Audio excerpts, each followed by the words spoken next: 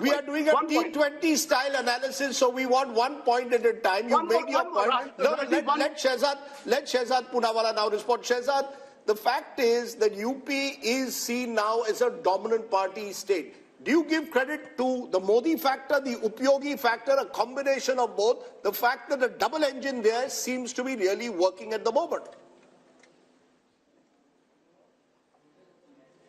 Rajdeep, I give credit to 3 factors, and let me complete my answer. 1 is Ram Lala, 2 is Geeta, and 3 is PD. And let me complete. Ram Lala means Rashtriya Suraksha, Mahila, Labharti, Leadership, and Arthvyavastha. Geeta means growth, information, innovation, infrastructure, technology, and Atmanirbhar Bharat. And PDA means performance, delivery, and aspiration. Today, Rajdeep, Modi ji and Yogi ji have converted the vocabulary of people like you from anti-incumbency to pro-incumbency, where even the most critical cynics like Yogendra Yadav and Rajdeep Sardesai in the Democratic newsroom also have to say that BJP ko सबसे ज्यादा number मिलेंगे ही. This kind of conversion happens when time after time the people see the leadership and the performance of the party on the ground and overall, because we have a mission and a vision. We are not people of commission, corruption, ambition and family profession, and therefore I give credit to Ram Lala, Geeta and PDA. You know, I love his acronyms. He's going to go very far in politics, given those acronyms. Mr. Modi has clearly got a few bucks in the party who know how to use acronyms rather well. What I want to do now is play out a small excerpt from a show we had earlier today from Lucknow, where we spoke to voices on the ground, trying to get a sense of the pulse in Uttar Pradesh. So here are some excerpts from the Mood of the Nation poll from Uttar Pradesh from earlier today.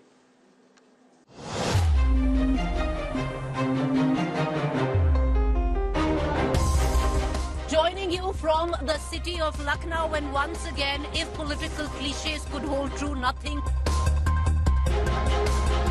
विपक्ष की जल गई है एकता की रस्सी, इसलिए Bhajpa UP में जीतेगी 80 में 80। मुझे लगता है यहाँ पर बैठ के लच्छेदार बातें करना और थोड़ी बहुत शेरो शायरी कर लेना एक चीज है। आप धरातल पर आके असलियत देख लीजिए। हम पूरे विश्वास के साथ कह रहे हैं कि कांग्रेस पार्टी का उत्तर प्रदेश में खाता नहीं खुलने देंगे। युवा चाहता है रोजगार, और रोजगार के नाम पर आप कहते हैं पकौड़े तल लो। केवल भारतीय जनता पार्टी है जो बढ़ती हुई दिखाई दे रही है, बाकी सारे राजनीतिक दल आपको गिरते हुए दिखाई दे रहे हैं। आप सबके अकाउंट में 15 लाख आ गए, 2 करोड़ बेरोजगार मिल गया, नहीं मिला। और जब अलायंस करना था ना, तब राहुल जी के प्रोजेक्शन के लिए उनकी एक यात्रा प्लान कर दी गई, और जहाँ-जहाँ चरण पड़े राहुल के ताता बंटाधार हुआ। जैसे जैसे यात्रा प्रारंभ हुई, एक-एक करके अलायंस लगातार छूटते जा रहे हैं। Shouldn't the India Alliance actually look at bringing in Mayawati, because the 8% vote share could also, she might not win a single seat. As far as Behan Mayawati is concerned, I think it's really up to her what she would want to do. 370 हम कह रहे हैं क्योंकि 370 हमने हटाई है। I want to come now to the state of Punjab, and just keep in mind that the numbers that you're about to see assume that the Aam Aadmi Party and the Congress will find a way of fighting together. But this is a state where AAP and Congress are 1 and 2, and whenever two parties are 1 and 2, they typically find it very difficult to be able to distribute seats amongst themselves. Between 2 and 3, it's much easier than it is between parties that are 1 and 2. But since that's the way it is seeming on the surface, that's the calculation that we're about to show you. So here are the numbers for Punjab. I'm going to start by taking a look at the vote share numbers first. The BJP had 10% vote share in the previous Lok Sabha elections. That's now projected to go up to 17. That's 7% up. The Aam Aadmi Party had 7% vote share in the last Lok Sabha elections. That's now projected to go up to 27. That's 20% up from the last time. The Congress had 40% vote share in the last elections. That's now projected to come down to 38. That's 2% down from the last time. The Akalis had 28% vote share. That's now projected to come down to 14, a loss of 14% for the once formidable Akalis. Let's take a look at how this converts into seats. So on your screen right now, for the 13 seats of Punjab, here are the C-Voter India Today Mood of the Nation projections. C-Voters projecting that the BJP is likely to stay at 2 seats. They're likely to stay at 2. What's gone out from the NDA kitty there are the Akali seats. The AAP is expected to be at 5 seats. That's up 4 from the last time if we see the party-wise breakup of these seats. The Akalis were at 2. That's likely to come down to 1. So the BJP holds on to its 2 seats. The AAP goes up from 1 to 5. Remember, in the first election they fought in 2014, they had 4 seats. So they go up to 5 this time. The Congress at 5. They were 8 last time, so they're down 3. And the Akalis are at 1, down 2. Now, what could change potentially, Yashwant, is if at the last moment the Akalis and the BJP are able to tie, because behind the scenes is a lot happening. It's not firm, finalized, both sides haven't decided. The Akalis we know are keen, the BJP is 50-50, wishy-washy, but that can change anytime. And if that changes, how does that potentially change these numbers? Of course, I mean, that would be having some impact for sure, because I guess that between the Akalis and the BJP, even though there has been quite a lot of bad in the recent years, as far as the core voting is concerned, they are pretty much supplementary in nature. The core has been anti-Congress vote at large, which the Akalis and the BJPs have been tending together. So this separation might have split it vertically, because BJP ran away with the Hindu votes and Akalis were with their Panthik votes. But if they come together, definitely that will have an impact. But it will not be the same kind of seat sharing, Rajdeep, that is for sure, because wherever BJP is going back with their old allies, the seat sharing equation is no more the same, which was defined by Vajpayee and Advani. But you know, this is a fascinating state, Raj Chengappa, because the alliances have changed dramatically in the last few years. The BJP and the Akalis were together. AAP versus Congress was the battle of Punjab. They've now come together. They may not have chemistry on the ground. Do you really believe that this AAP-Congress alliance will work in the end and actually see the arithmetic benefits that this poll is suggesting? Or do you believe in the end it'll be very difficult for AAP and Congress to actually fight Punjab together, which may be another twist to these numbers? It's my favorite state since I was there as editor-in-chief of the Tribune. But I think here, let's take Sanjay's argument of brand Modi and a referendum of that. How much of that is going to play out in Punjab? It never happened when Rajiv Gandhi, it was a very troubled state, of course, at that particular time. So the Congress never benefited at that time because of the wave that happened. So if you look at it currently, if the AAP and the Congress get together, they're a decisive force.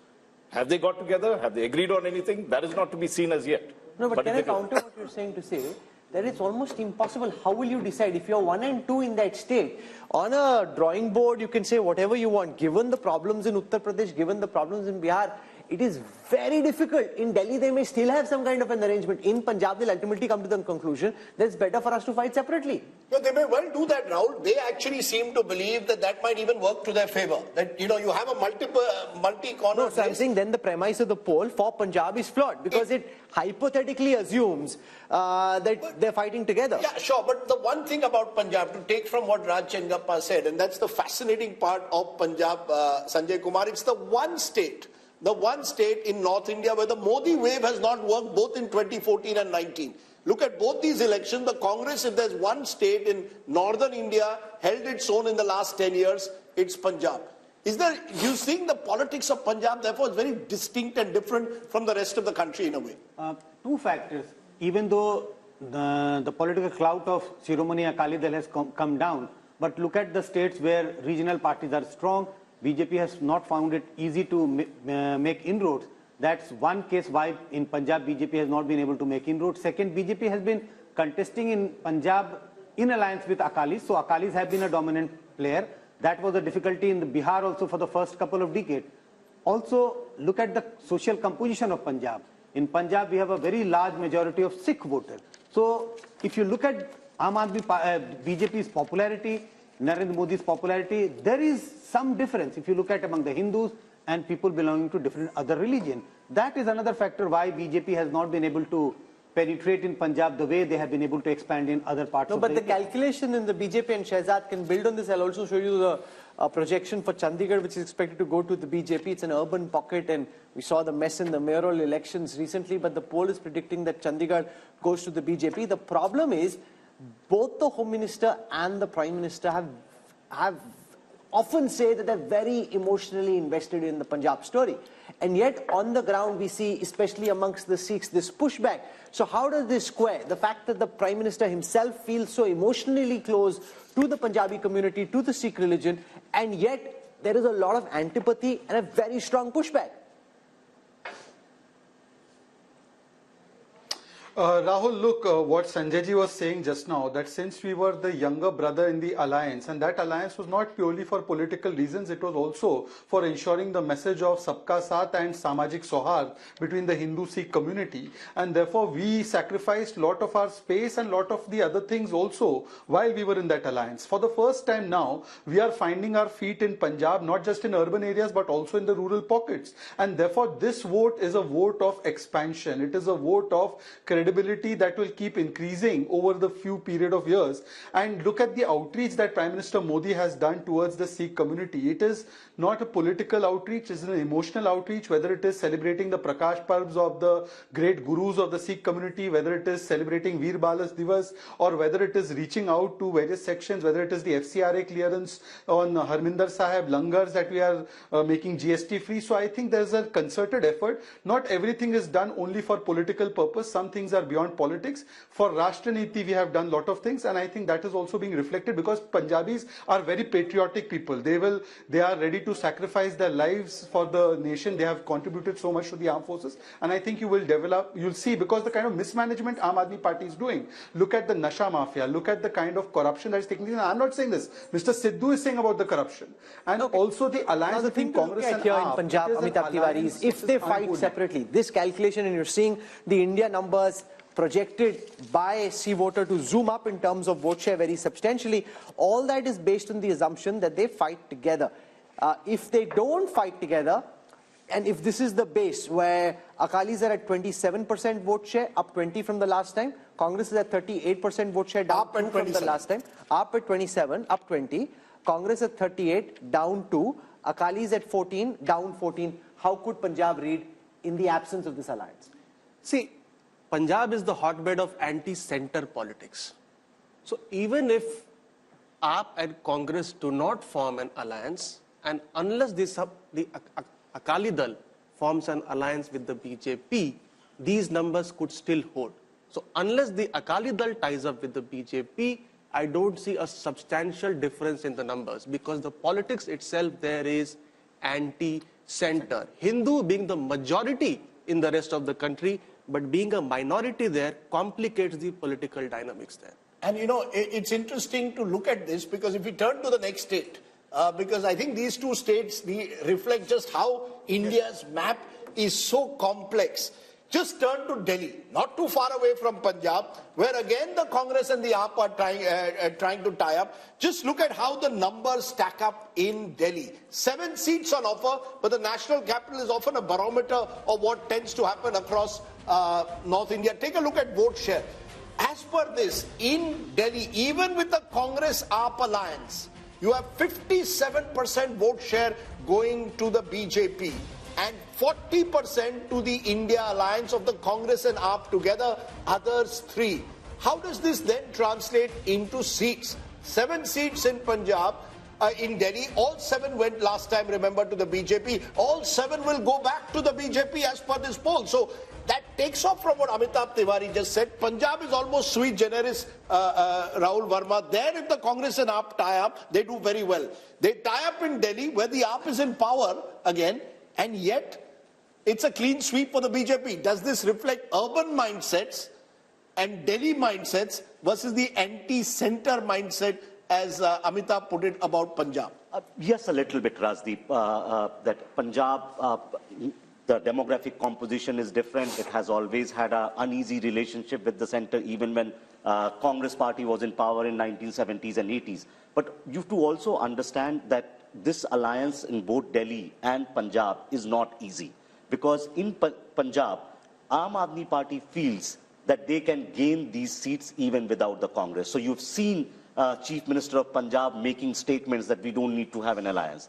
And in Delhi, even if they come together, they will not be able to make any dent. No, but why not? Why, you know, the reason is that explain why the Aam Aadmi Party in 2 consecutive elections has swept Delhi, but the BJP has swept Delhi in Lok Sabha. So BJP continues to hold 40% vote share in Delhi, no matter which election is happening. Congress gets 25% when Lok Sabha happens, but when Vidhan Sabha happens or MCD happens, Congress comes down below 10%. So that entire Congress vote, which is in Lok Sabha with them, actually shifts with the BJP. So AAP continues to be around 45 to 50% in assembly elections. But in Vidhan Sabha, BJP gains... No, my view is it's the Modi factor. You know, what seems to be is that the Lok Sabha elections, you look at Narendra Modi. When you're fighting a state election, you look at Arvind Kejriwal. That's happened 2 elections in a row. And it seems, as per your numbers, it's going to happen again. It's a split vote, Rajdeep, and it's happening across India, across all the states, honestly speaking. Each and every state, if you look into the vote share of the last assembly and the last Lok Sabha in together, you will see somewhere between 10 to 25% of jump in favor of the BJP whenever the Lok Sabha elections are there. However, in case of Punjab, I must mention this because it's an important and critical point to add. In the last 10 years, in our daily tracker, there are only 3 states where Rahul Gandhi as an individual leader has scored over in popularity over Narendra Modi. 3 states all across India. One is Punjab, one is Tamil Nadu, and one is Kerala. And they have been like that. But one critical thing is, 10 years back, the gap between Rahul Gandhi and Narendra Modi was so huge in all these 3 states that it was a one-way traffic of sort.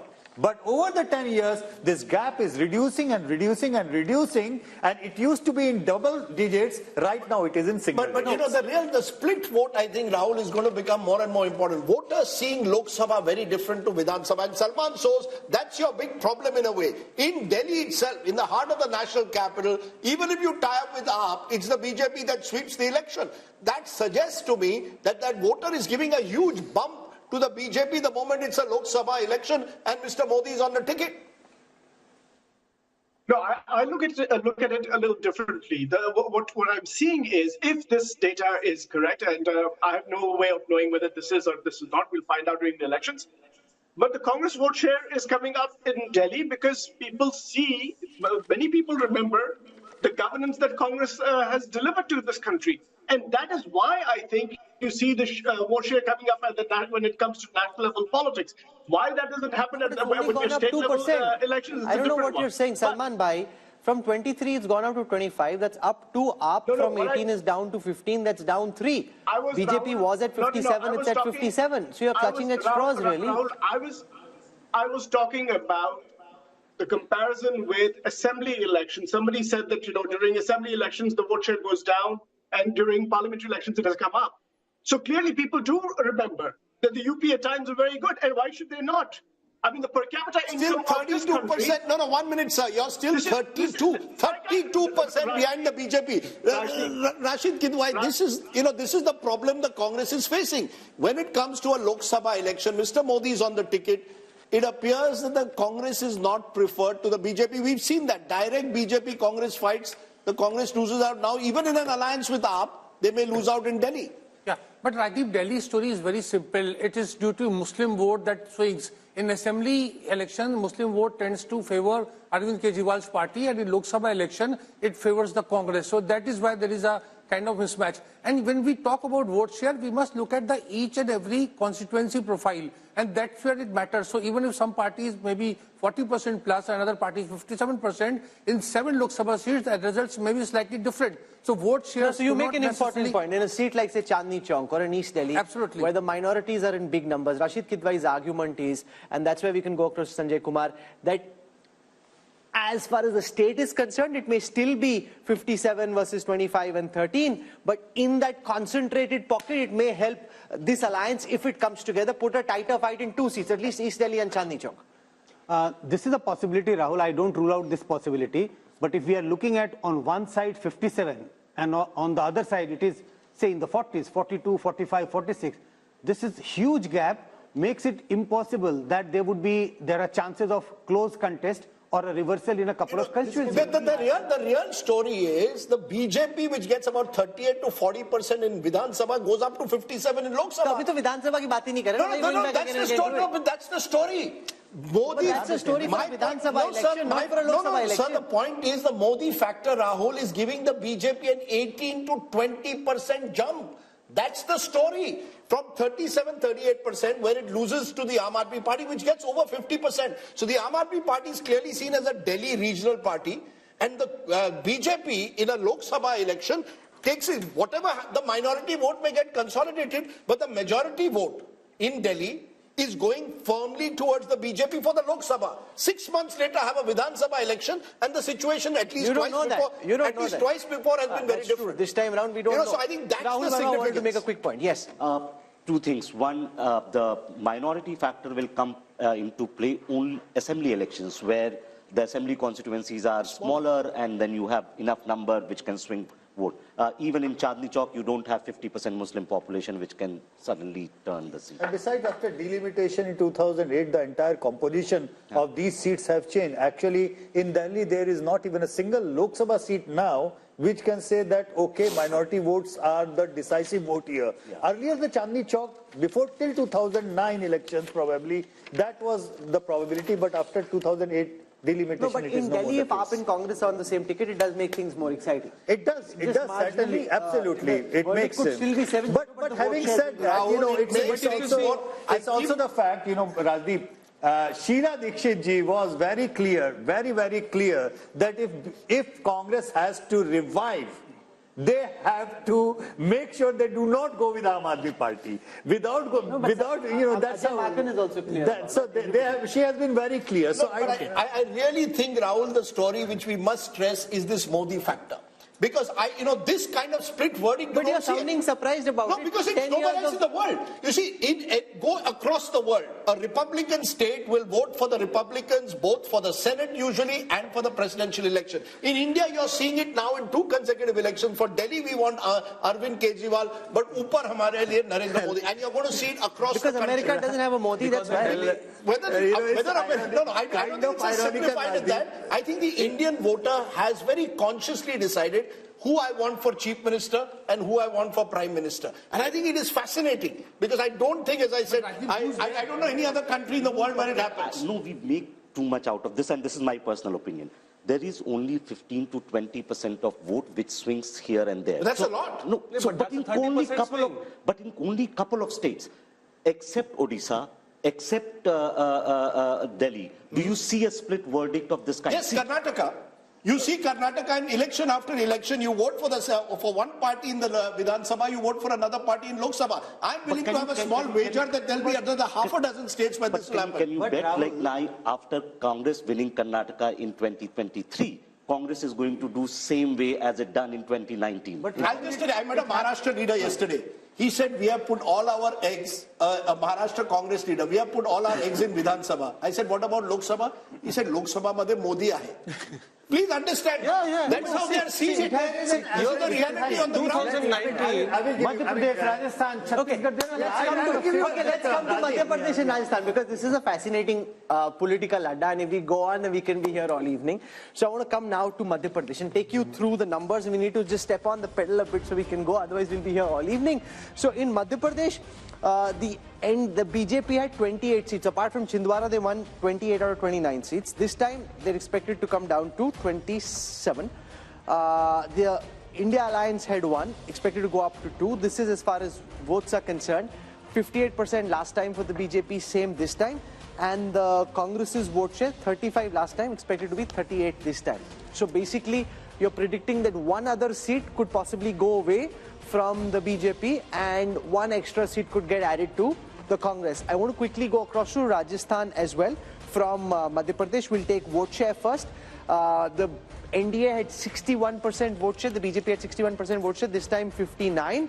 The Congress had 34, this time 35. Let's quickly see how that converts into seats. No surprises here. If that's how big your lead is, 59 plays 35 in a bipolar election, it's a clean sweep. So they're holding on, Yashwant Deshmukh, 2 areas where they shouldn't lose. You know, all these complicated, really detailed, finesse, nuance graphics that we have on the election intelligence dashboard, they're not going to be of any use. If this is how one way the traffic is, then what's the point of all the finessing? Well, you know, I was just trying to give what Rajdeep was saying. I will just give a term to it. I call it Modi dividend. there is a clear cut, on an average, 15 points Modi dividend as far as the Lok Sabha election is concerned. And the split vote, ironically, I coined that term in 2004 while explaining why Vajpayee's popularity did not translate into votes for the NDA in 2004, because there was a lack of a split vote. And since then, we have seen slowly and steady, the number has been increasing. While Rahul is correct that, in many of the states, it is not very clear cut in that way, because in many states where BJP has been absent, their split vote also to take them across a threshold of 30% wouldn't come. Like, say, for example, Kerala. Kerala Vidhan Sabha election, BJP goes into single digits. In Lok Sabha election, they almost touch 20%. But can I just make a point, and Raj, I want you to come in on this. When BJP swept states like Rajasthan and Madhya Pradesh in 2019, we called it the Balakot bump. That post Balakot, Mr. Modi had taken over the entire space. Now, even without Balakot, the fact is, in both these states, the BJP is holding its own, sweeping Rajasthan as per this poll. 27 out of 29 in Madhya Pradesh. In Rajasthan, there was a close contest just a month ago. And yet now, Lok Sabha, it appears it's the BJP all the way. What explains it? So we can even throw Balakot probably out of the equation. Just say there is the Moditwa factor. If you look at it, and if you ask somebody, even in Delhi or in Madhya Pradesh, who would you really want in the center? I mean, that's the question. And that answer is a very logical answer that voters would give. I would gather in Madhya Pradesh as well, who is the Congress projecting for them to vote for? Even as Prime Minister? As Prime Minister. Whereas you have Modi, and he has performed well. The state has rewarded him well. And I think here, if you look at it, just to make a larger point, there has to be a saffron wash, what I call a saffron wash, in about 6-7 states for the BJP to get to its 303 or 370. Madhya Pradesh is one of those states. It lost 1 seat last time. And there's a whole cluster of states where their vote percentage is 50% or more. I think, let's take the seats, 223 seats or so, where their margin is so big, over 5 lakhs or something, that they will win. Madhya Pradesh is one of those states that's there. So there are 2 points I'd like to make. One is what you were saying earlier, that the Modi factor will work very, very strongly to dispel any state kind of resistance that is building or any Congress support that could move towards Rahul or anything that's there. And 2, these are the kind of states where when we have 50%, the opposition has no chance. Sure, but Amitabh Tiwari, this comes back to the point which many people have been making, that the real battle for the opposition was to try and take on the BJP, where there's a direct BJP-Congress fight. 186 seats last time where there was a fight, the Congress won just 12. If these numbers are to be replicated, it once again shows where the Congress is the main opposition, i.e. Madhya Pradesh, Rajasthan, the BJP is the front runner, and you're seeing the Prime Minister in all his recent speeches not focusing on regional parties, targeting the Congress, the Kamzor Kadi, as the BJP sees it. Yes, so one of the main reasons why BJP is against sweeping both these states is because it is facing Congress as the opposition, number one. Number two, the India alliance partners do not have a single vote in these 2 states. So there is no advantage to Congress of any India bloc formation because it does not get the reciprocity. And number 3 is that, as you said, the Modi factor, let's say. So 33% people, or rather 37% people voted on the name of the PM face. So if you don't have a PM face, you are excluding 37% of the voters from the target segment. These numbers leave the Congress party. They've lost Madhya Pradesh, they've lost Rajasthan Assembly election, they've lost Chhattisgarh. Now you've got a possible sweep as per this Mood of the Nation poll. Will it only further demoralize the Congress in the heartland?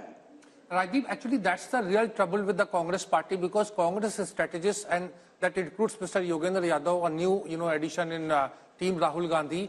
And I heard, once he told you also in an interview, he seems to think that the, Congress will get 7, 8, 9 seats in Rajasthan, 5, 6 seats in Madhya Pradesh and in Chhattisgarh. So there is, he's converting that vote percentage, that 40% plus vote percentage of the Vidhan Sabha into Lok Sabha. And that is where I think there is a tactical error, but Rahul Gandhi is buying that. And India Alliance is buying that. So Salman shows this is the real problem in a way for the Congress party to revive itself. These are the states where you needed to focus upon in the last 6 months. You've lost Assembly, and now you could be wiped out in Lok Sabha. Rajdeep, you are thinking that the only people who are fighting this election are basically Khargeji and Rahul Gandhi. We have people, we have leaders in our states. They're fighting elections. They're getting ready. So what will become evident later on is, you know, this what you in your own poll, we're seeing, say, for example, a bump of 3 percentage points for India Alliance, which is Congress in Madhya Pradesh, for example. What that tells me is that there is a solid base for the Congress party to build on. And from now until the elections, anything is possible. So, yes, the perception that is being built is that the Modi ji has won, everything is done. And by the way, yes, exactly, the PDA. Let me get to the PDA that my friend Shahzad talked about. The PDA is, what is it? It is propaganda. There is nobody who does propaganda more than Narendra Modi and the BJP. What does D stand for? D is destruction of relationships between brothers, Hindus, Muslims in this country. And what is A? A stands for arrogance of party, of money, of control of media. By the way, in the Hindi belt that we are talking about, how many newspapers carry any news from the Congress party? You know it, and I know it. Hindi newspapers do not carry news of the Congress party. Meanwhile, not just regular news of the Prime Minister. Anytime the Prime Minister says something, he's plastered on television all the time. No wonder people think there is nobody but Narendra Modi, because that is what the media has been projecting. And by the way, I will slightly beg to differ. I read the Dainik Bhaskar every morning, and the Dainik Bhaskar is one of the fine papers of the country that does give a lot of news, including news critical of the state governments in those states. So I don't think that's the reason. So I have a few minutes left. Okay, it's the biggest newspaper across these states, but go ahead. We have a few minutes left, and I want to finish with the other states in North India. So I want to come to Jammu and Kashmir. In Jammu and Kashmir, the NDA is projected to have about 49% of the vote share. That's up 3 from the last time. Remember that a lot of this vote share for the BJP actually comes from the Jammu region, right? The India Alliance, which is Congress plus NC plus potentially PDP as well, at 36. That's down 3 from the last time. Others at 15. Converted into seats, Yashwant and his team are projecting that the NDA will be at 2, which is where they were last time. The India Alliance, which is all these 3 parties together, will be at 3. So basically the Valley seats going to the India Alliance, the Jammu seats, regardless of what happens in the Jammu region, going to the BJP. From there, let's come to Ladakh, where we saw a big protest recently, but despite that, Yashwant and his team are projecting that Ladakh will be with the NDA. From there, let's now come to Haryana. 10 seats in Haryana. The India Alliance, the NDA, which is BJP and JJP in Haryana, now expected to come down from 10 to 8, a loss of 2. The Congress, which lost even Rohtak last time, expected to go up from 0 to 2, up 2. Now, what makes you think that that is going to happen, given the fact that there is a 12% vote share gap, 50 plays 38 in Haryana? Haryana don't count the vote share gaps as such, because you remember that Haryana assembly election, out of the fact that BJP was having a almost 10% gap lead over the BJP, I kind of predicted that BJP will sweep, but it became a hung.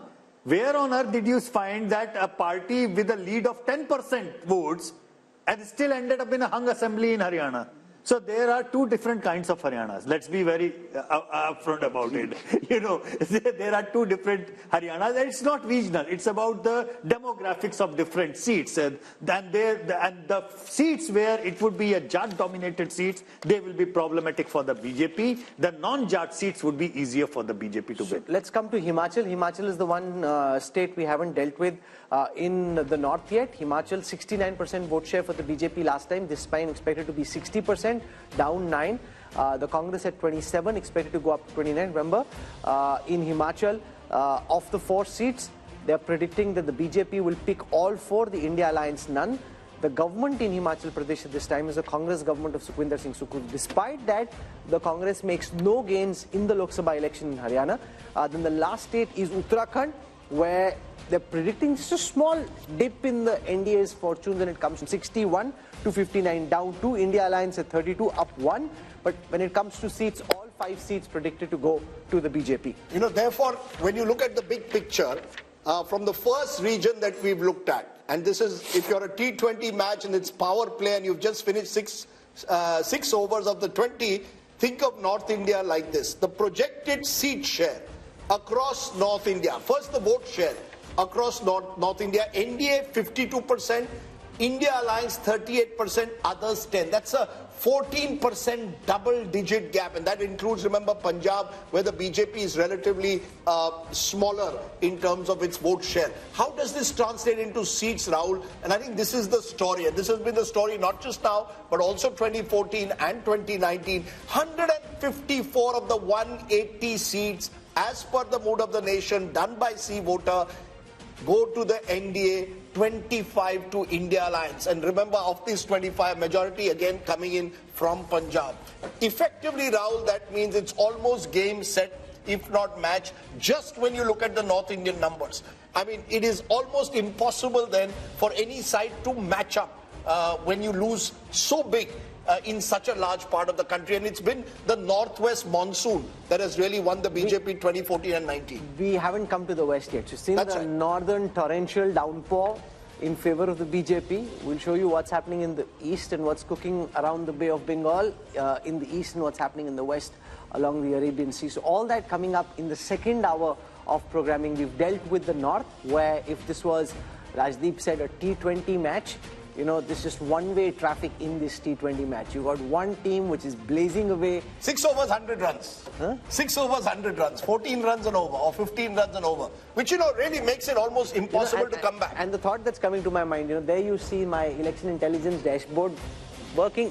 So many great ideas, so many different data sets which we are cutting and dissecting and diving. I'm wondering what's the point. If it's all pointing in the same direction, then there's going to be a lot of effort which won't really yield too much results. But anyway, unlike the opposition, we need to fight on. We need to bring all those data sets together for you.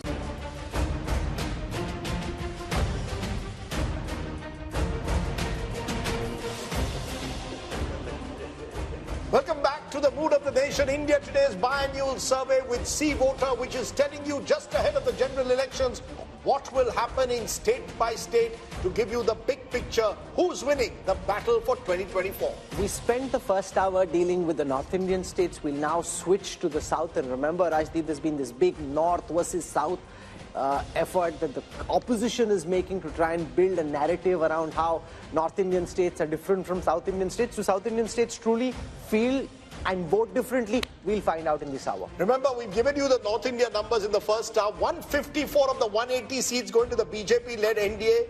India Alliance just 25, others 1. So there's a north typhoon.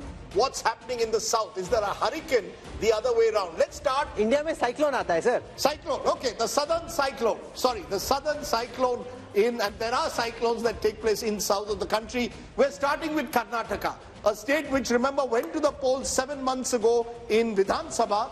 And interestingly, this is what it's showing.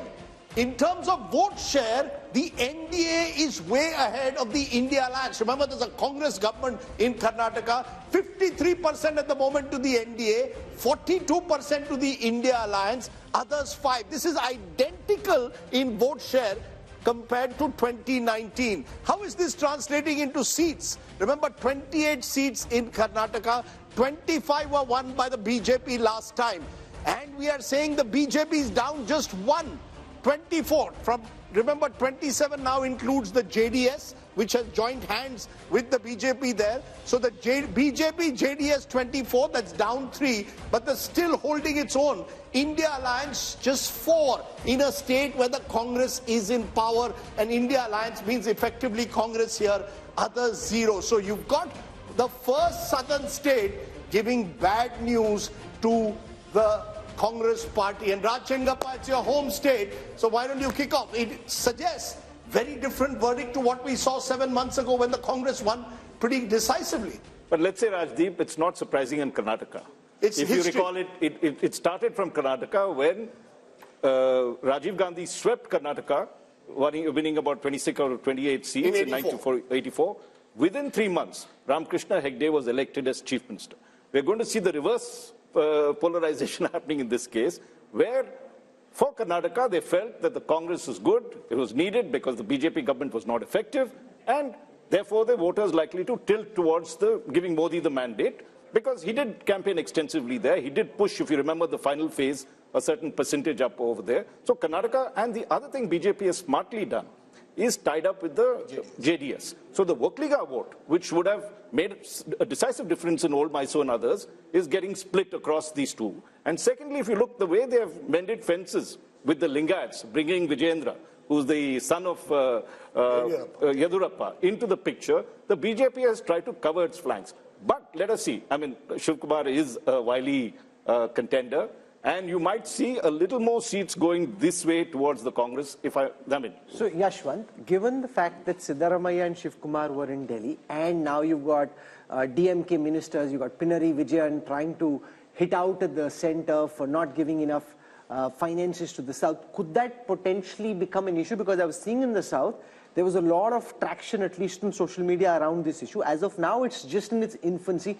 Could it build into a bigger headache for the BJP in the weeks to come? Possible, because you see, without the JDS, BJP was in deep trouble.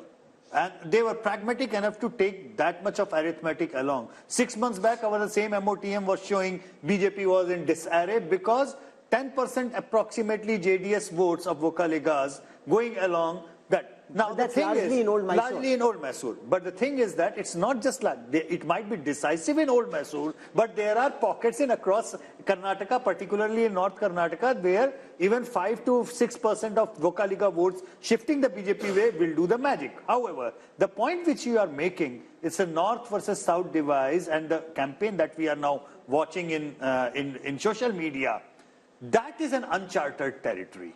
Because I don't think any election whatsoever in the last 75 years, that play has been there.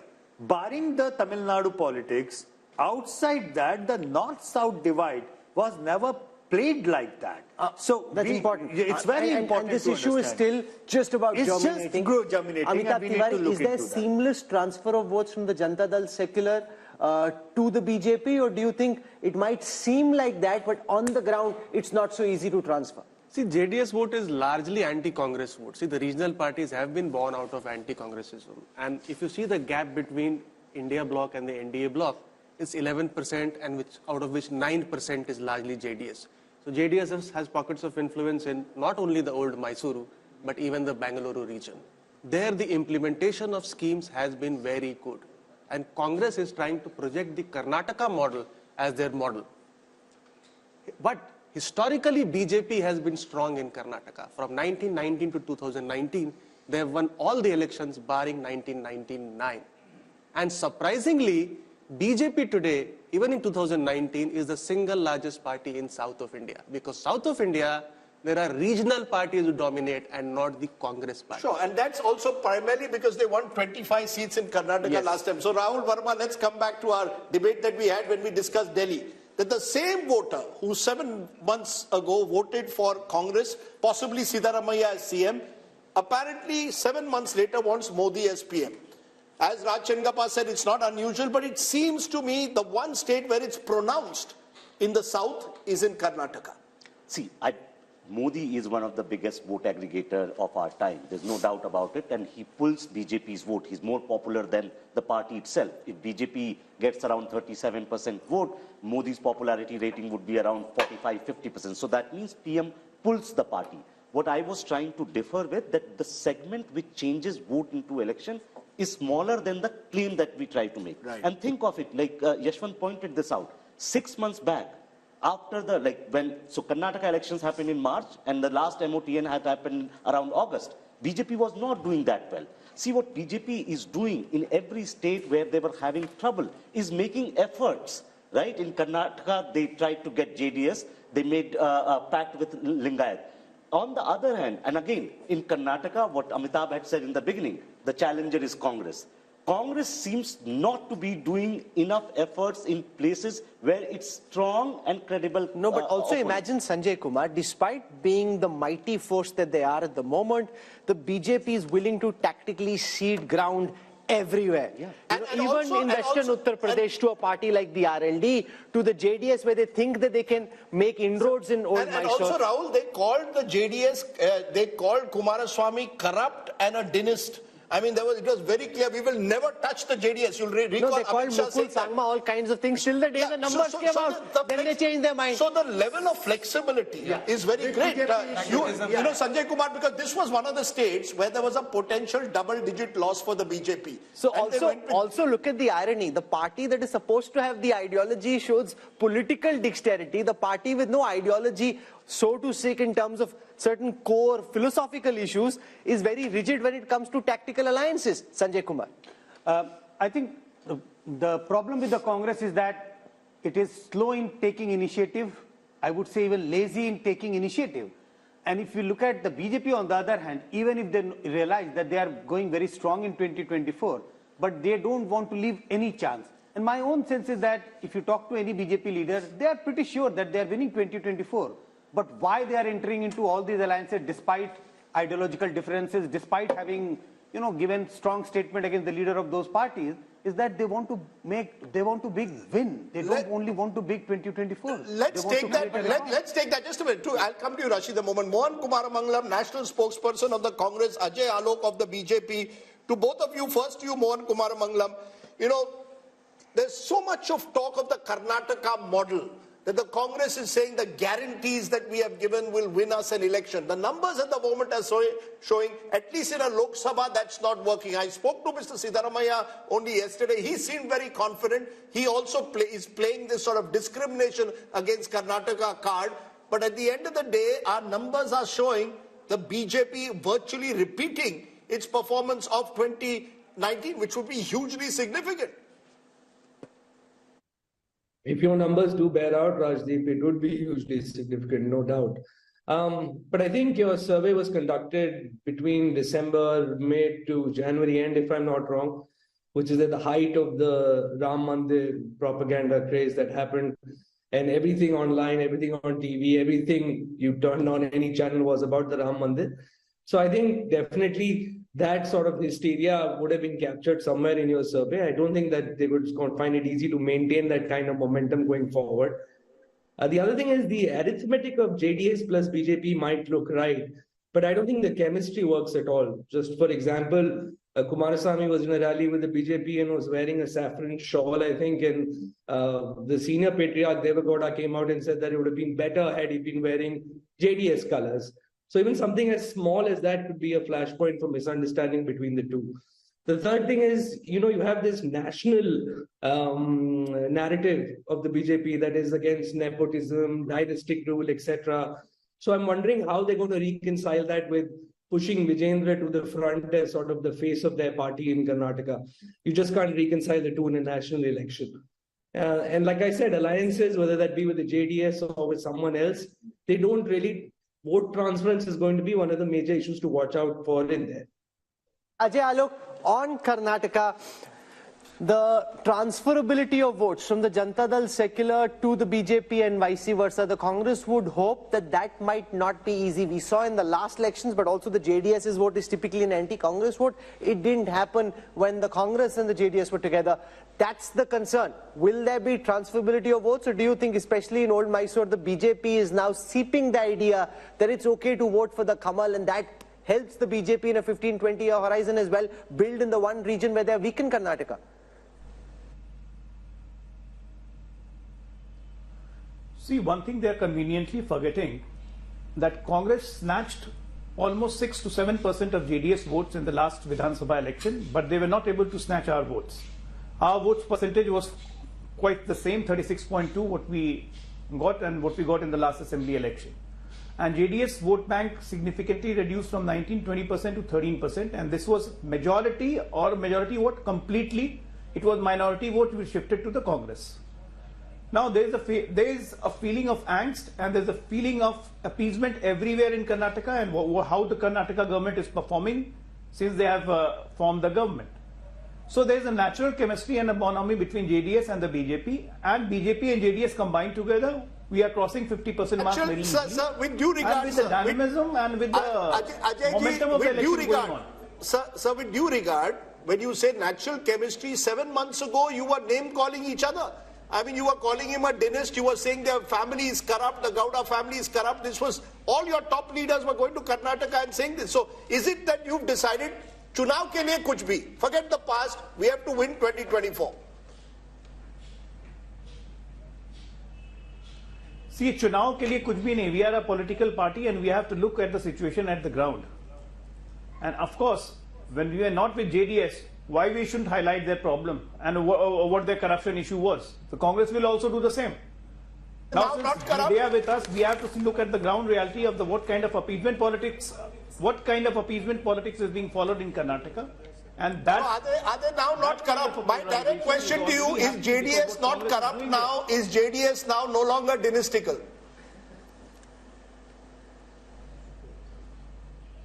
Well, it is dynastical. As far as corruption the matter goes, it's all in the court. If they are convicted, they are corrupt. And JDS is dynastical, there is no doubt about it. We are having a strategic alliance with them. They are not merging into BJP. Yes, Rashid Kidwai, you wanted to make a point. I think, Rajdeep, if Yashwant Deshmukh's figure come true in Karnataka, this would really reflect mood of the nation. Here is a, party, at least in Karnataka, and in spite of that, if they lose to 10, that's up 7 from the last time. The BJP was at 4, could come down to 3, that's down 1. The BRS was at 9, could come down to 3, that's down 6. The AIMM stays where it was the last time, so OVC wins his seat. 3 to 10. Now, from what I know, Amit Shah and the BJP big guns will be figuring out some way कि इनको ये 10 नहीं देनी है, इनको कुछ नहीं देना है भाई. Rahul, the fact is honeymoons do exist. I know that we are in a world where even live-in relationships are now looked at with a question mark, but a honeymoon is still fine. In the poll, the honeymoon is on.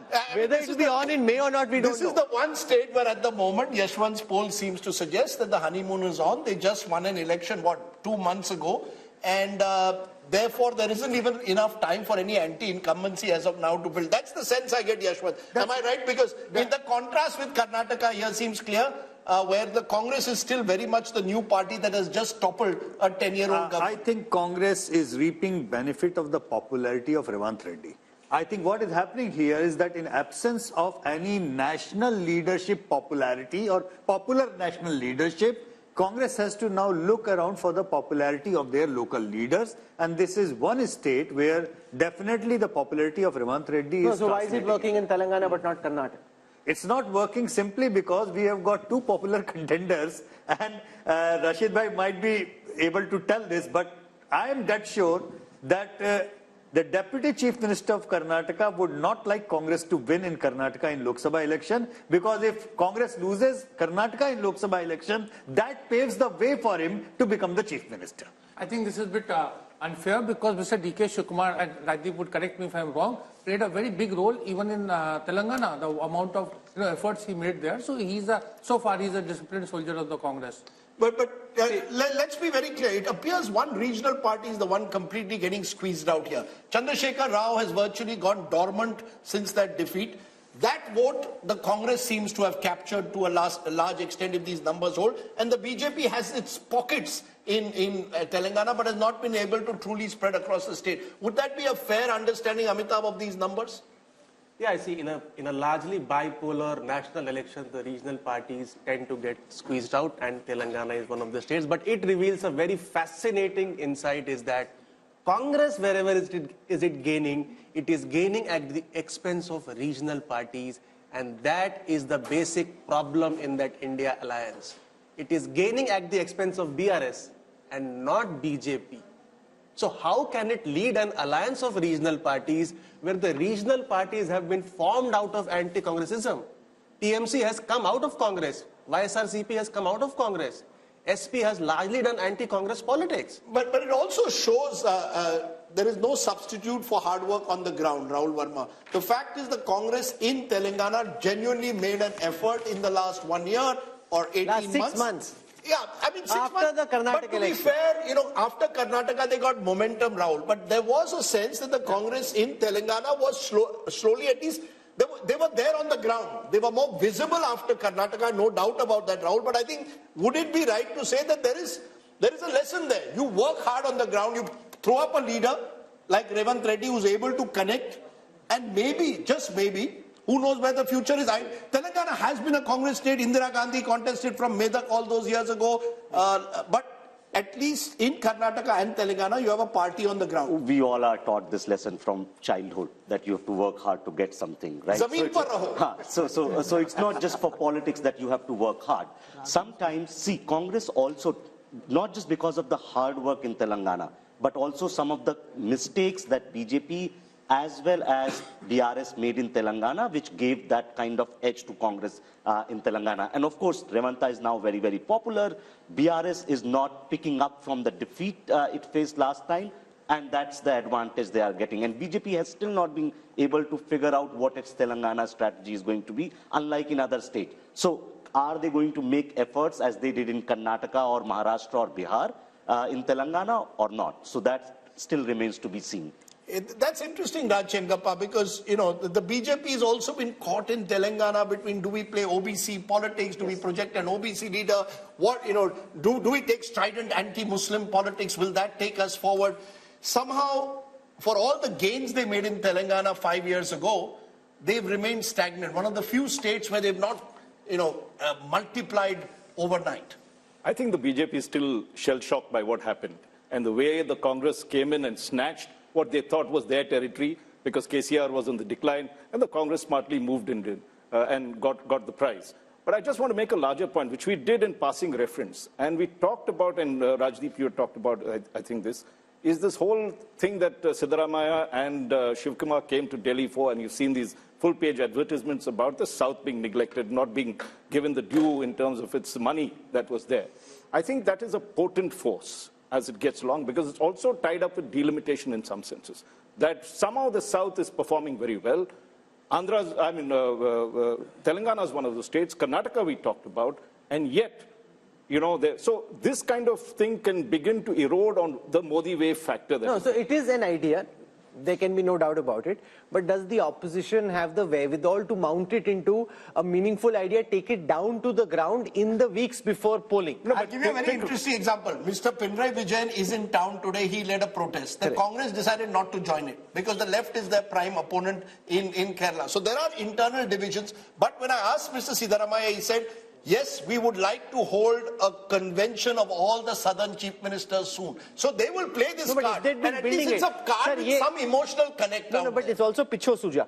It's a real last minute kind of idea, right? You to be able to take this idea, build it into something big requires some time. And the other worry is... The idea to begin with, you are only 2 months away from the election. Even if you play it well, South is only 130 or 140. No, but in those states Rahul, it may do well. Rahul, can I just make a point? If in Karnataka they've swallowed the poison chalice and had to drink from that one, it is because they know that if they lose Karnataka, the BJP, the whole Modi wave that begins to shrink, because at 25 seats, it is the one that tilts decisively in terms of if moving from, say, whatever figure that they have now, if they are 303, if it starts dropping like they had last time, they lose a lot. So that is why you will see that they are so concerned. Look at they are willing to compromise, whether it is in Bihar, as we've seen, in any of these places, despite the fact that they seem invincible, the BJP is insecure for whatever reason, and it is showing up in these places. I actually don't think it's insecurity. I actually now am convinced the BJP,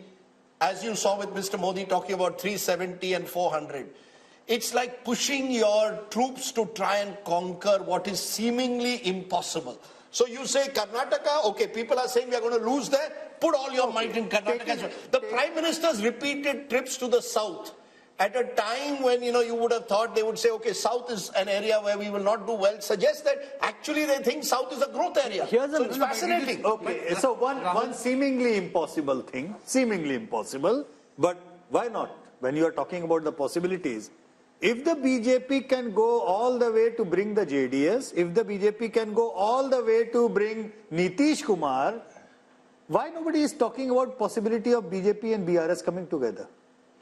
Look, the BJP at the moment, the BJP is hunting for allies all over. The BRS is a potential ally, but I think they see Telangana as one of the states where they want to grow in the future. And to grow, they have to finish the BRS. See, once the regional party is finished, make it BJP versus Congress in Telangana, advantage BJP. So that's the one reason why they may hesitate from taking on the BRS. And Chandrasekhar Rao is a wily leader. I think Kumaraswamy is desperate. Rajdeep, correct me, Raj. No, I just want to make a quick point to what you made. Yeah. The fact is that Modi came into Telangana for an election campaign and said that KCR approached him to help out his son, and so there was this talk of an alliance that was building over there. And of course, as we've seen, they've patched up with JDS. Exactly. Exactly. So the point which Telangana is fascinating, but we need to move on, because otherwise we'll get caught in the politics of one state, and then people in Andhra will start feeling bad, and that's never a good idea when you're discussing Telangana and Andhra Pradesh. So Andhra Pradesh on your screen next. 25 seats here. I look at projected vote shares first. The YSRCP of Jagan Reddy had 49% vote share last time. That's projected to come down to 41. That's 8 down from the last time. But the TDP, which was at 40% the last time, is now expected to go up to 45. Remember, we had Chandrababu Naidu meeting the Home Minister recently. Are they picking up signals which before this poll the others hadn't, but BJP obviously had its own polling on the ground? The BJP had very little vote share, it's just marginally expected to go up. The Congress had very little vote share, marginally expected to go up. But the big change there is, for the first time, we are seeing the vote share of the YSRCP since Jagan led his party to power after that famous Padyatra, lesser than the TDP, a 4% gap, converted into seats. Fascinating here, very, very fascinating, because remember, Chandrababu Naidu was really given the rough end of the legal stick recently, and there's a lot of talk amongst the TDP supporters that there is sympathy on the ground there. That is reflecting in the numbers for the first time, because from 0 the TDP is projected to go up to 17. If you ask me, of all that we've seen, this is the one number that pops out of the screen and grabs my attention. You know, my sense is Mr. Amit Shah has got a sense of what Yashwant Deshmukh's poll was suggesting.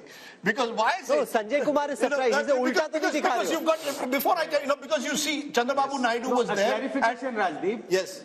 Is TDP only TDP or TDP plus Jan Sena, obviously. Plus Jan Sena. Is it Jan Sena also in TDP? But you see, the thing is that you've got a party whose leader, Chandrababu Naidu, has been knocking on the doors of the NDA for months now. And the NDA wasn't opening the door. Suddenly at the Ram consecration ceremony, you see Chandrababu Naidu there.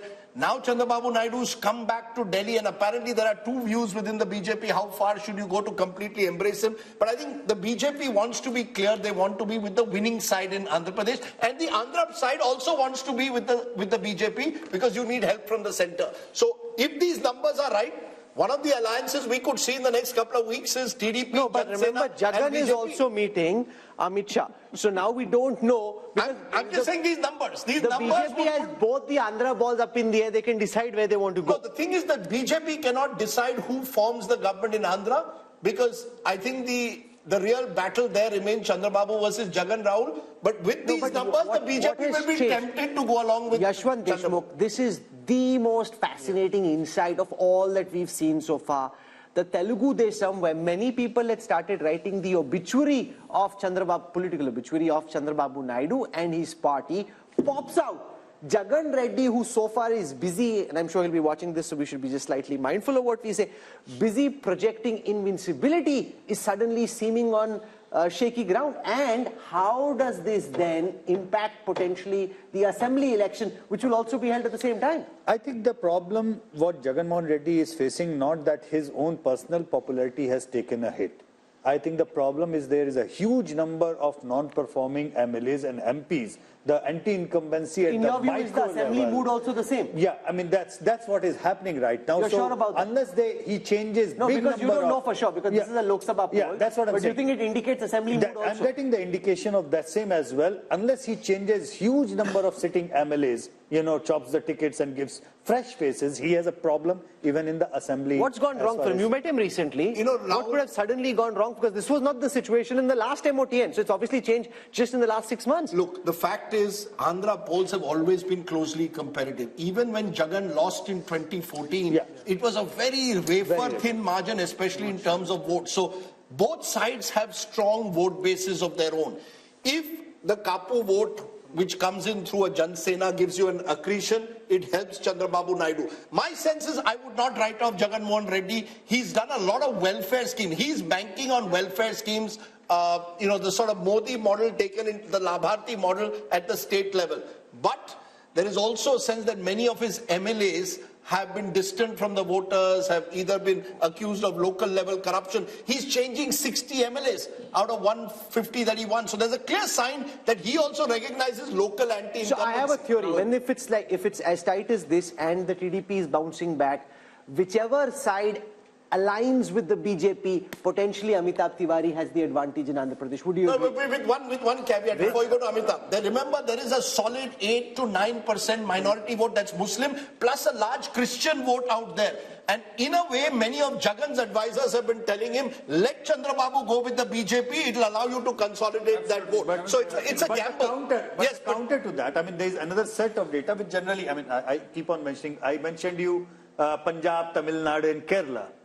I did not mention Andhra Pradesh in that. Even though Congress and BJP both are out of equation in Andhra Pradesh, but Pradhan Mantri Modi's personal popularity in Andhra Pradesh is way more than Rahul Gandhi's. So what I'm simply trying to say, even though BJP has no equity whatsoever over there, there are certainly emotions attached on the Congress, anti-Congress and the old fault lines that the political fault lines are. And one recent development is Jagan Mohan Reddy's sister going to Congress. Now, if from here onward, Congress gains by virtue of Karnataka and Telangana just even 2-3 points, that entire vote block is going to come from the Jagan Mohan Reddy because they share the same vote.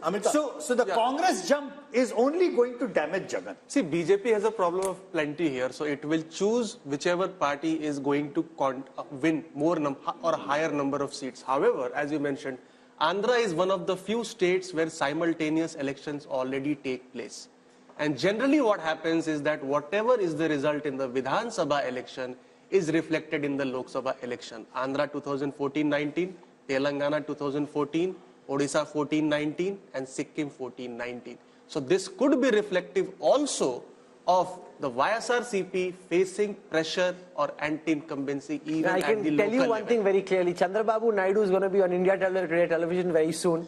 The TDP already picking up these numbers. They are flying with them. This, frankly, Rahul Verma, is the first piece of good news they've had for a party. And I think this is where legal overreach always is double-edged. You think you're killing your enemy. It can potentially create sympathy and can help your opponents bounce back. Again, something you should know, right? Anyone who is in politics knows this. But then politicians also are humans. They have egos, they have anger, right? And they, in their overreach, try to do something which may backfire. So we don't know whether the TDP's gain are actually coming because of that legal overreach. This might also be happening because Congress might be gaining certain votes, which is coming from Jagan's party. And no, but that's overhyped. From 1, if they're going to 3, that's only 2% up. You can say it's 2%. The Jagan Reddy is losing 8% vote share. Only 2% the Congress has got extra from the last time. So remember, Jagan Reddy's graph at this moment is very clearly coming down. That's what this data represents. There's no running away from it. And Chandrababu Naidu would be doing a bit of a dance right now, Sanjay. But BJP's overtures towards Chandrababu Naidu also reflects, the BJP and Prime Minister Modi. He wants to get a foothold in southern India because, you see, if he's comparing himself with Jawaharlal Nehru, with Indira Gandhi, with Rajiv Gandhi, with this Congress Prime Ministers, you cannot be a Prime Minister of India and, 100 but it also shows, out of his bounds. But it also shows flexibility again. Here is a leader who 5 years ago tried to lead the opposition charge against Prime Minister Modi, spoke angrily against the Prime Minister. Nitish did the same. And you're willing to embrace them all. So I think the Prime Minister is very clear that in politics there are no permanent friends or enemies, something that the Congress could learn. Think about it. Jagan Mohan Reddy comes from a Congress family. What stopped the Congress in all these years from making at least one solid overture to him to try and embrace? What do you do instead? You send his sister to contest against him, which clearly for him is a red rag. You've actually, according to which he said in the interview to us, you've divided my family. So any question of his family is already divided. But 1 minute. What stops the Congress? It's been 15 years now almost since Jagan left. You could have made there's ego. There's a difference. Yes. No, my point is the Home Minister often says BJP is ready to make that extra step of flexibility. Because the Home Minister often says, and the Prime Minister believes this, that power में होंगे तब अपनी ideology को हम implement करेंगे ना, power में ही नहीं है तो कैसे implement करेंगे? Whereas Rahul Gandhi says power is poison. I think that is the fundamental difference. Rahul Gandhi says power is poison. Rahul made a very good point. You see, an ideological party, BJP claims to be an ideological party, but is a party of power. The Congress claims to be a party of power, but is now under Rahul Gandhi trying to become a party of ideology. You know, that I want people who are going to fight the RSS, come what may. So you've got a remarkable shift where the BJP wants to be the party of power. But Rajdeep, there's a very big difference. Yeah, everybody knows what the BJP's ideology is. Half the congressmen don't know what the Congress's ideology is. They don't agree on the same ideology. Rahul, so that's the reality. Let's also admit Congress does not have ED. Sorry? Congress does not have ED. Sure, the ED is a factor which we will discuss, of course, but that's a separate factor. One small point about TDP. See, even in 1999 and in 2014, TDP only came to power when it aligned with BJP. So TDP never came to power. That's the point I was trying to make. So TDP has never won election. That's a very remarkable point, Rahul. Thanks for putting it, because in 1998 election, in the undivided Andhra Pradesh, BJP on its polled almost 20% votes, which forced TDP to join hands with BJP, and he swept again in 1999. So he made a very remarkable point. But can I make a distinction between Chandrababu Naidu and NTR? NTR had the power to win on his own. Chandrababu Naidu, when he took over the party, was not able to do that. That's the difference. Chandrababu Naidu has needed an ally.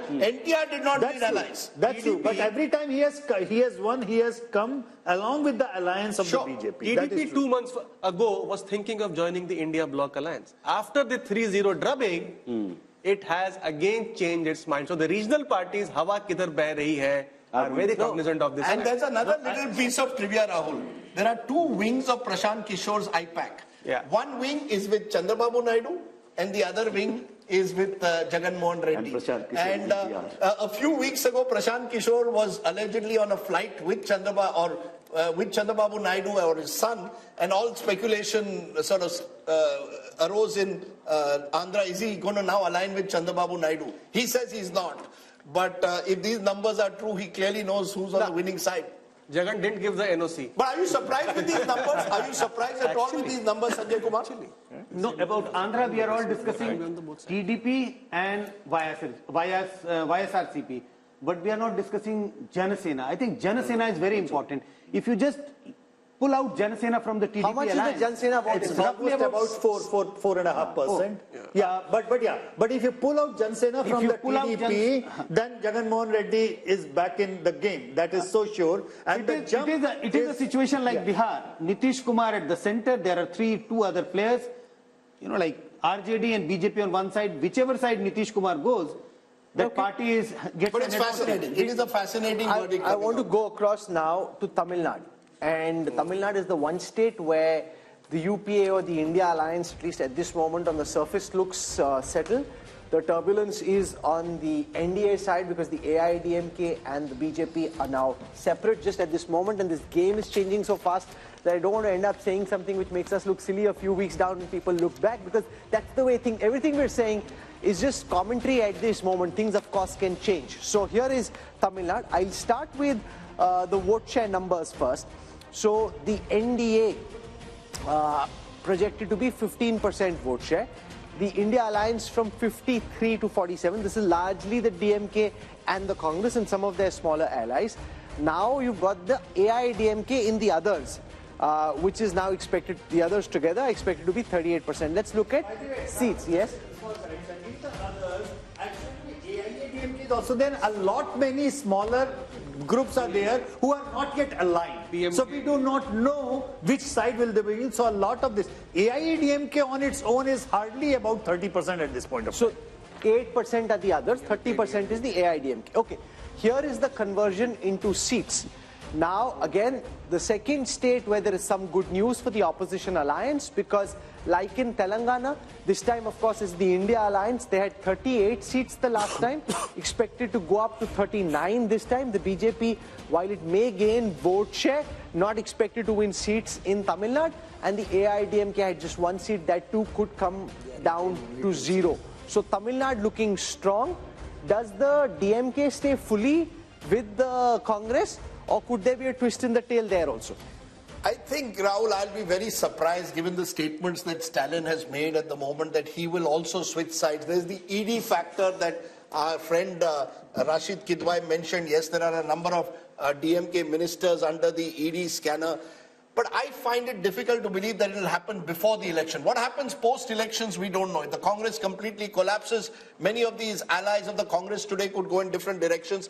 But I think there's a general sense, and the poll may well bear it out, Yashwant, that this is the one state where the Prime Minister's popularity is much less than it is nationally, even though he's made the effort repeatedly to go to Tamil Nadu, to identify himself with Tamil culture, the Singal, when the new parliament was inaugurated. So the BJP, as always, continues to see Tamil Nadu as this sort of bridge too far, which they want to one day conquer.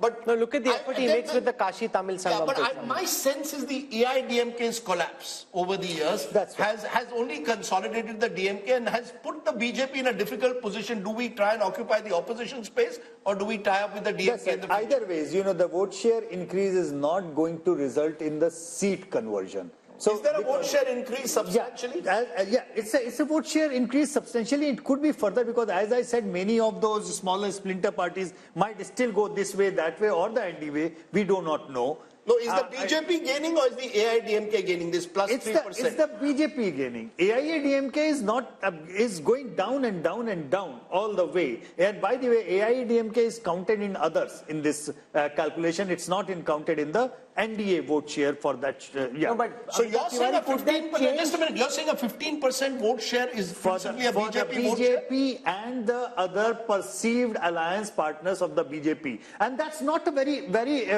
big number. I tell you why. In 2014, BJP actually contested with his alliance all alone, not being part of AIADMK or DMK, and they polled 18%, which is a decent enough number.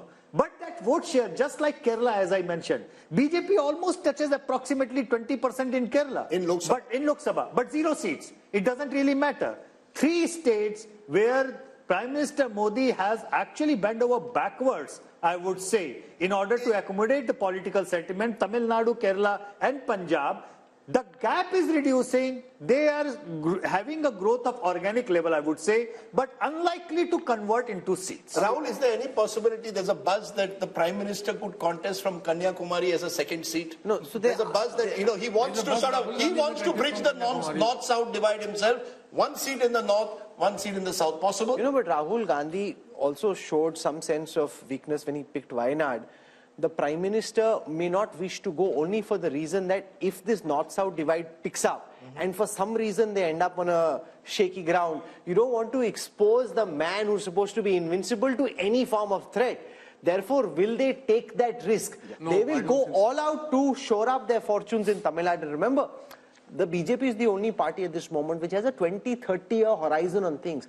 When I speak to top BJP leaders about, say, the strategy for Tamil Nadu, or say, why don't you just patch up with the AIDMK at this moment, it might make it easier. They're saying, we want to end Dravidian politics. Not just about coming to power at this moment, it's also about a larger political, social, ideological fight where we want to integrate the country. I mean, at least they're talking that language and then pushing in that direction. Right. Oh, now, like the Chinese have a 20-30 year horizon, the Congress doesn't even know what they're doing tomorrow. Raj, where do you therefore see the DMK being? If these numbers hold, the DMK will presumably be, if not the second largest party, certainly the third largest party once again. Does the DMK remain where it is with all the ED pressures that we speak about? Other allies are slowly drifting away from the India alliance? Or is there, you believe, a chemistry with Rahul Gandhi and the Congress that Stalin intends to cement?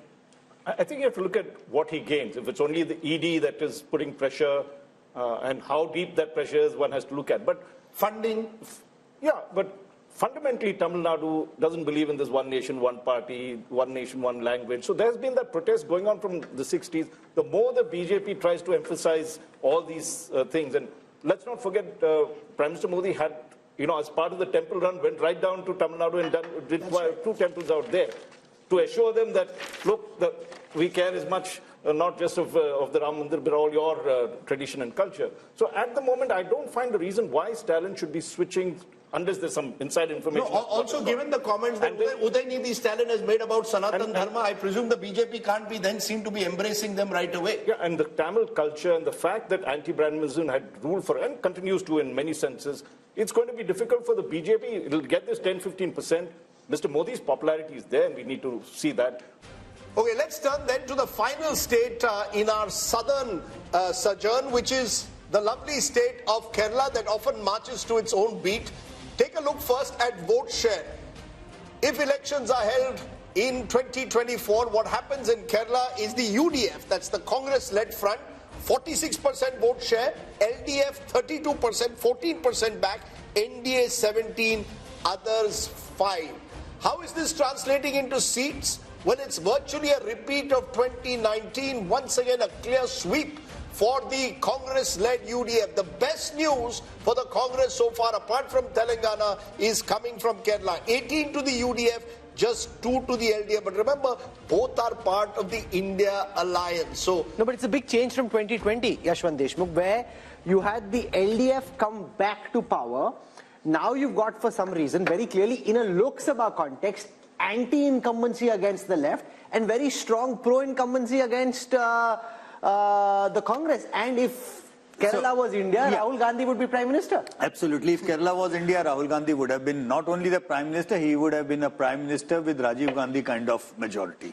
But having said that, I think 2019 numbers also came after a victory of left front in the assembly elections. And so that way, Kerala is a very much split vote, because they are voting for assembly level separately and Lok Sabha level. No, but what explains that vote, Rajdeep? It's very interesting.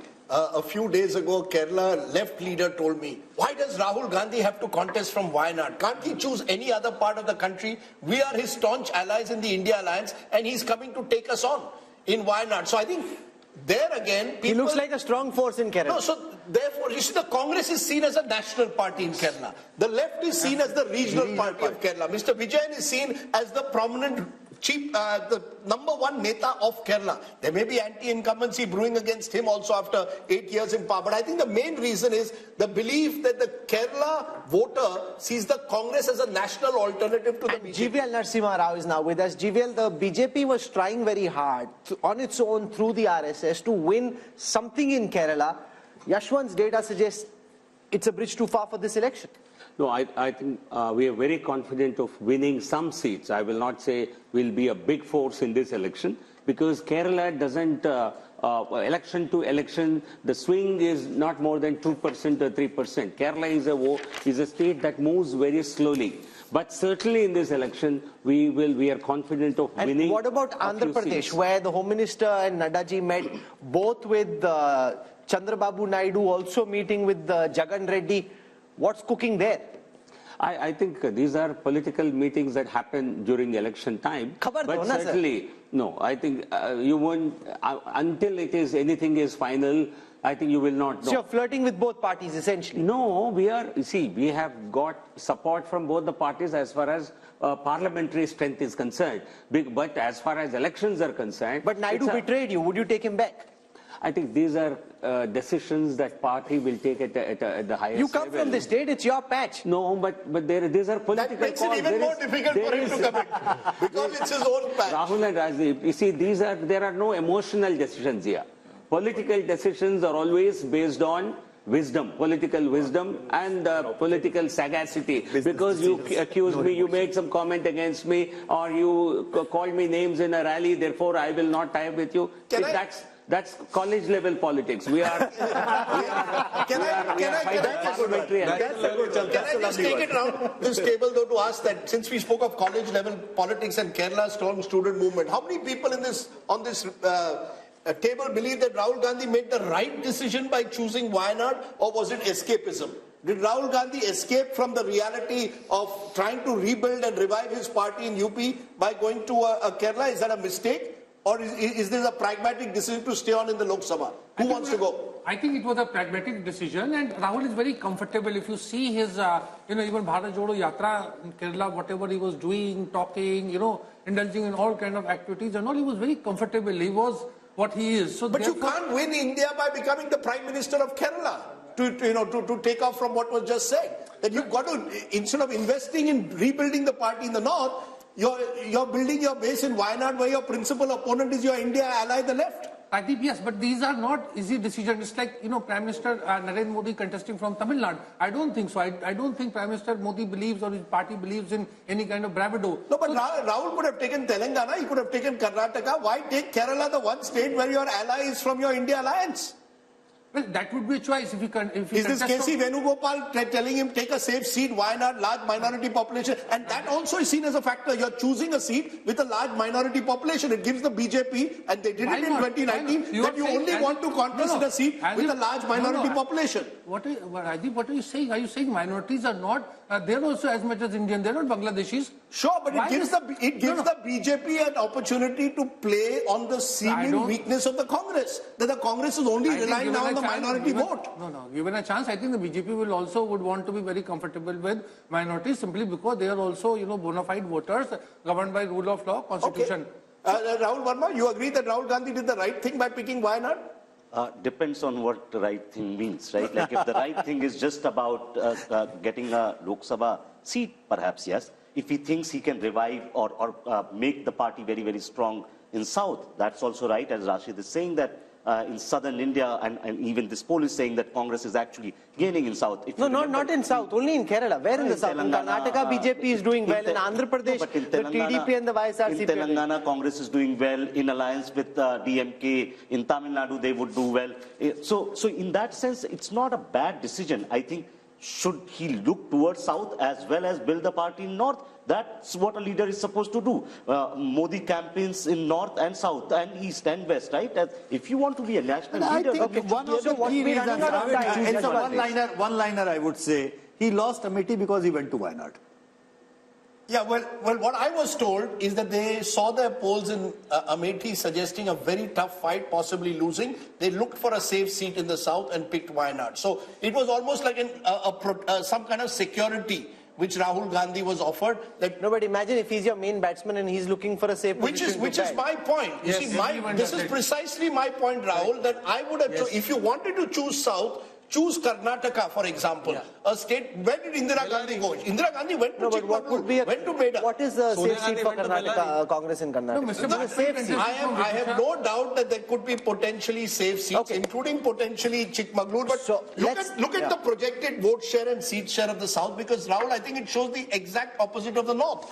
The vote share in the South, as per the Mood of the Nation poll, NDA 23%, India 41%, others 36%. How does it add up in seats? NDA 27%. That's just a small dip from last time. Remember, BJP got 29 out of 130. India 76%.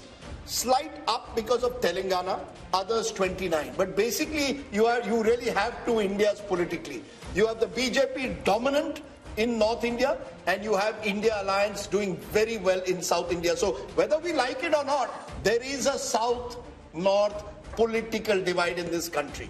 What implication that will have with delimitation is going to be a big question in a couple of years from now. Couple of years from now. At this moment, we are focusing on what is the mood of the nation.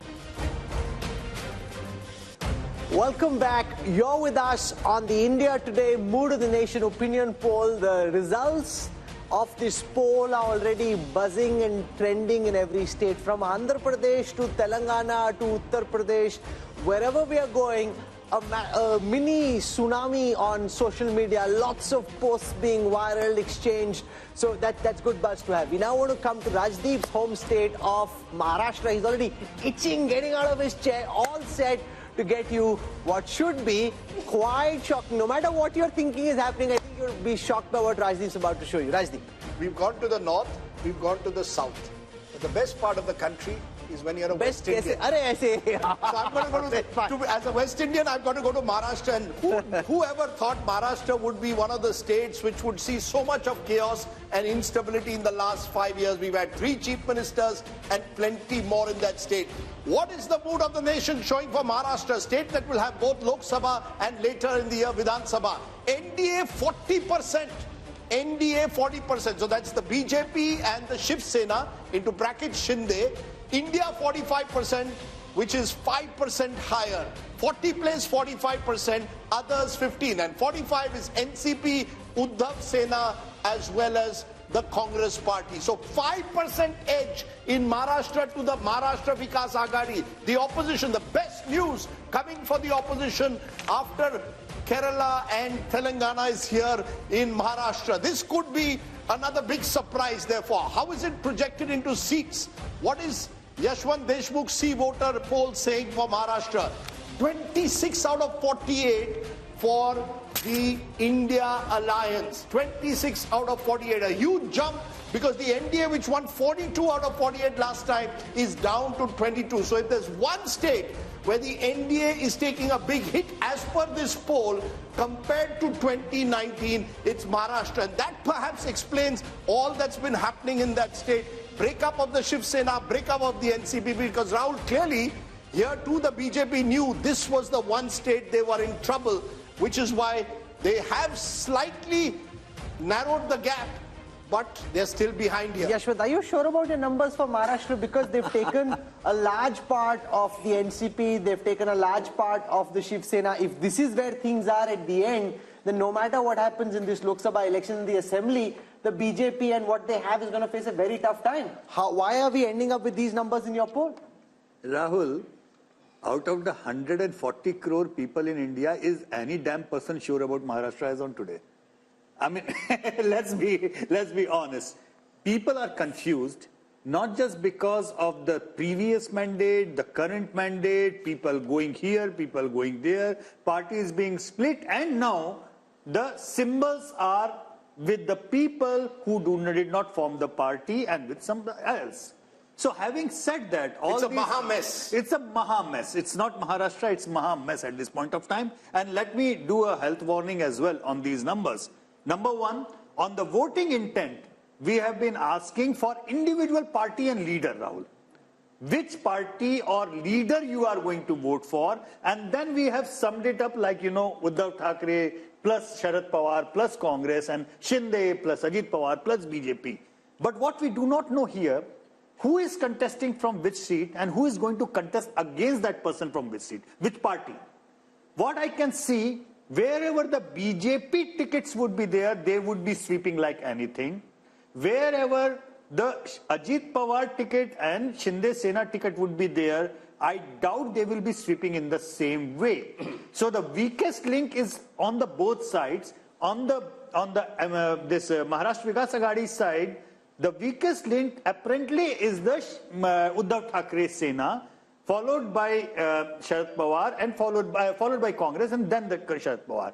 So we don't know out of these 3 and 3 which permutation and combination is contesting whom on which seat. Unless we are sure of that, I think this is more of an... Since this is your home state, Rajdeep, here's the concern that I have, just purely academically, right? Which is that will votes get transferred? In a poll, it's very difficult to capture that. But once you know, okay, it's GVL versus Rashid, then the equations change, exactly right? The point. Yeah. So right now, you don't know that. You're building this scenario on the basis of what respondents are telling you, but the respondent also doesn't know who's against who. I will quickly tell you two contradictions, Rajdeep, before you say. I cannot see Uddhav Thackeray voter voting for a Congress or the NCP candidate. Similarly, I cannot see a BJP core voter voting for Ajit Pawar candidate. So there are contradictions. I'll give you 2 quick points before you come. One, the fact is that this is an interesting state this year because you've got Lok Sabha followed by Vidhan Sabha 4 months later. And speaking to a number of Maharashtra politicians, they believe the stakes for themselves are much higher in the Vidhan Sabha. So you'll find a number, the Vidhan Sabhas which will be very competitive, seat by seat, and a lot of what Yashwant says will play out there. In the Lok Sabha, Rahul, even though the BJP appears prima facie down compared to 2019, I think, and Yashwant is right, the BJP will do well in its pockets of influence. They have strong pockets, especially in urban Maharashtra. The problem for the BJP is there is a general sense that you have struck opportunistic alliances and you have broken two parties which you were dead against. But GVL, when I was speaking to top BJP leaders, their numbers were 40 plus. They think it's 40 plus. But a 5% lead for the India alliance, after all the todphod you've done, if this is where it is 22 versus 26, then it's obviously not the way you're calculating. No, I certainly don't see the numbers the way the poll is predicted, Yashwant's poll. Primarily because this is an election that Prime Minister Modi will be driving. People are voting for PM Modi. They are not voting for individual constituents. This is an election where you will see a massive swing. So anybody voting, the premise of the poll, the premise which is also the reality of Maharashtra politics, which gets reflected in this poll, is that BJP at this moment is not a pan-Maharashtra party. Modi might be a pan-Maharashtra phenomenon. BJP per se is not a pan-Maharashtra political party. Even in states, Haryana, was Haryana a BJP state until 2014? Okay. Did BJP ever win a couple of seats in Haryana? No. But once Modi is on the scene, Prime Minister Modi ji, he is one who will drive the entire vote. Please give me the popularity ratings, because that will give me an indication. Can I just explain? If you have those numbers. No, look, last time the BJP contested 25 seats, the Shiv Sena 23. And the BJP and Shiv Sena did extremely well, winning 42. Now what's going to happen is the BJP is going to put pressure on both the Shinde Sena and the NCP Ajit Pawar group to contest less. And the BJP will look to contest at least 30 and divide it. The Ajit Pawar's party is happy not to contest Lok Sabha. Their energies are on Vidhan Sabha. Similarly with Shinde Sena. So that might actually mean the BJP could contest more in the Lok Sabha. I think the worry is that there is genuine anger against the way governments have been broken, fallen on all sides, towards all politicians. So I think you will find Vidhan Sabha becoming a real battleground. Lok Sabha, the Modi factor does play out. Sharad Pawar clearly is weaker in a Lok Sabha election at the moment. He may not even be able to sort of, campaign as aggressively there as he would in a Vidhan Sabha, but he will hope for some sympathy. Uddhav Thackeray is hoping for sympathy, which may come in a Vidhan Sabha, may not come in a Lok Sabha. So Rahul, you could see Maharashtra in the space of 5 months having two very different verdicts. But, Madhu Yaksha Gaur, this is your good news. If there is one state where you need to perhaps invest more attention in the next few months is Maharashtra. And the feeling is typically the Congress is not seizing the opportunity. You're missing the opportunity to miss an opportunity. Many of your leaders are leaving, joining Ajit Pawar's faction. Milind Deora left to join Shinde Sena. Today, Baba Siddiqui, your MLA, former MLA from Mumbai, has left, is likely to join Ajit Pawar. So you're not holding on. You're the Kamzor Kadi. Hopefully, your predictions may hold on to the leaders who are planning to leave, Rajdeep. But having said that, this has been expecting in Maharashtra, Rajdeep. I think various projections and studies we've done. And we've been very hopeful on Maharashtra because of this third pod, what Rahul says. It's not helping with the people's mood. Secondly, I give this credit to Prakash Ambedkar also joining INDA group can help also the Maharashtra Vikas Agdi to win more seats. Rahul, how do you explain these numbers?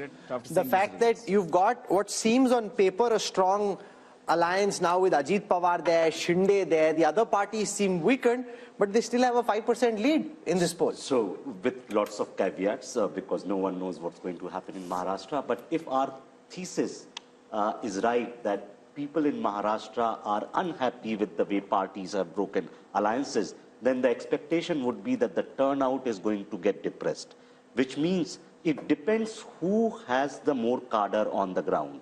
So it doesn't matter where Ajit Pawar has gone or Uddhav Thackeray has gone. Who has which of these groups actually got the cadre on the ground? In a depressed turnout scenario, cadres on the ground will make sure that your core voters turn out, and that group will have advantage. Your sense, Amitabh? See, actually, it's a khichdi. So, nobody knows which party has the vote.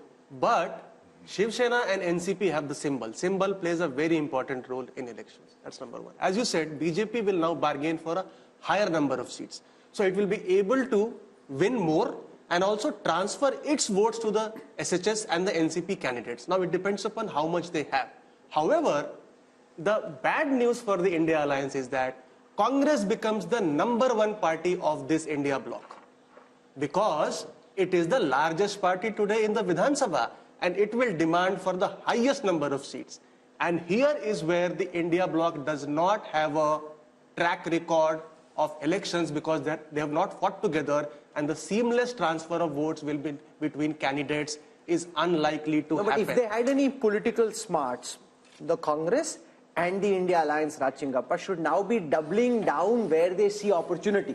Maharashtra, instead of frittering precious ammunition on states which are fallow ground, they should focus on where the land looks politically fertile for them. The problem is that's not how they're thinking. BJP is going state by state, seat by seat, candidate by candidate, plucking, and the Congress is trying to do some kind of an ideological revolution. At least Rahul Gandhi is attempting some kind of an ideological revolution. But I think the reverse is also true. The way the BJP and Mr. Modi is obviously party to these decisions has been picking up and splitting parties and everything else, and Rajdeep talked about it, doesn't do their image any good. And in Maharashtra, but their calculation is image doesn't matter when it comes to voting. That's their brutal calculation. If you are saying I'm taking you to a Viksit Bharat, I have cut corruption down, I am against dynastic politics, you have to then prove that on the ground. Let GVL respond to that. Let me just finish the argument. Okay? Yeah, go ahead. Because I think it's a principled thing that happens. In Maharashtra,